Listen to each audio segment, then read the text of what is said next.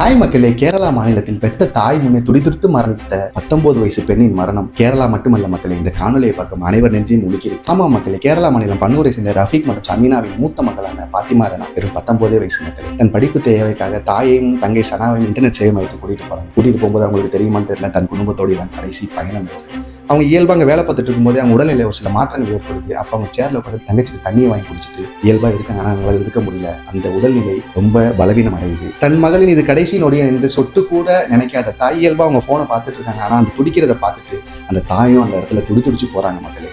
உடனே எல்லாரும் அந்த பொண்ணை பன்னூர் நியூக்ளியர் ஹாஸ்பிட்டலுக்கு கூட்டிட்டு போறாங்க. ஆனால் அவங்க இல்லை ரொம்ப சீரியஸா இருக்கு, இந்திரா காந்தி ஹாஸ்பிட்டல் கூட்டிட்டு போங்க அப்படின்னாங்க. ஆனால் கூட்டிட்டு போற வந்து இறந்து போயிட்டாங்க. அப்பதான் டாக்டர் சொல்றாரு, இந்த பொண்ணுக்கு கொலாப்ஸ் ஆகிருக்கு, நீங்க அந்த நேரத்தில் உடனே சிபிஆர் பண்ணி தான் காப்பாத்திருக்கலாம் அப்படின்னு சொல்லி அந்த குடும்பமே அங்கே துடிச்சு போகுது மக்களே. மரணம் என்பது எந்த நொடியிலும் நம்ம சேருங்கிறதுக்கு இந்த காணொலி ஒரு உதாரணம். நம்ம பள்ளியிலேயோ காலேஜ்லேயோ படிக்கும்போது நம்ம எவ்வளோ விஷயங்கள் கற்றுக்கிறோம். இந்த சிபிஆர் அப்படிங்கிற ஒரு பேட்டர்னை கல்லூரிகள் மாணவர்களுக்கும் பள்ளி மாணவர்கள், அதை உயர்ந்த கல்வி மாணவர்களுக்கும் இதை சொல்லிக் கொடுத்தாங்கன்னா பஸ் ஸ்டாண்ட்லையோ இல்லை ரயில்வே ஸ்டேஷன்லையோ இல்லை பொது இடங்களையோ மக்கள் இதை மாதிரி அவதிப்படும் போது அந்த மாணவர்கள் அந்த ஒரு நிமிடம் அவங்களுக்கு உயிர் கொடுக்க உதவும் சொல்லிட்டு என்னுடைய கருத்து மக்களே. உங்கள் கருத்துக்களை நம்மள சொல்லுங்கள்.